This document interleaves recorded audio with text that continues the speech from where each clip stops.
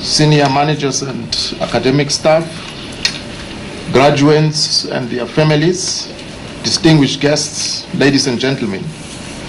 I thank you for inviting me to this graduation ceremony. I am honored to join the graduates, their families, and the staff of Regenesys.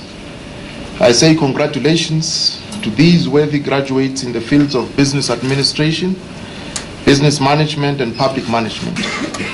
You have made your families, communities, and the country very proud.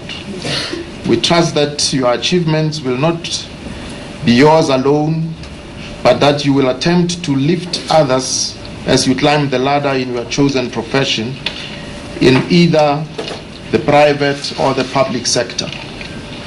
In so doing, you will not only be planting back the seed of success for future generations, but you will also be making a short-term investment for long-term societal benefit as responsible corporate and public citizens.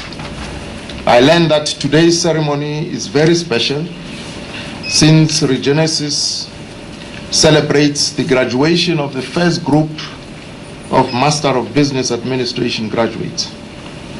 This will stand Regenesys in good stead amongst other private providers of higher education, and certainly expand on a reputation you have built in your institution's existence. Moreover, the 50,000 students who have enrolled in courses over the years are testimony to your institution's lasting educational and social value. I was tasked with an immoderate duty of reflecting on the challenges of forging ethical leadership in both the private and public sectors. The words of Dr. Martin Luther King are very pertinent in this regard, and I quote, "Cowardice asks the question, is it safe? Expediency asks the question, is it politic? But conscience asks the question, is it right?" Close quote. Well, since business is socially based, it follows that it operates within a socio-political environment.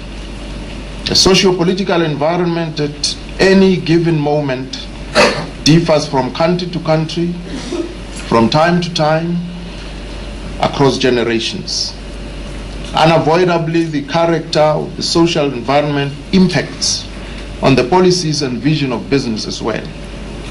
At the same time, there is a dialectical interplay between business and society, especially where the latter's interests are represented by a democratic government, which creates the legislative framework for business to carry out its work. So business will in turn extract its pound of flesh from government, and by extension society, by giving vent to its concerns, anxieties, and even counsel. At the same time, society at large, diverse as it is in its ideological makeup, has huge expectations on business, since technically society is the stakeholder of business. This has always been the case since the emergence of industrialization and subsequently the era of corporate multinational companies and globalization, which affects all humanity in profound ways. Also, since society is not monolithic, but is a historically featured entity defined by contested interests, expectations on business will be complex and sometimes contradictory.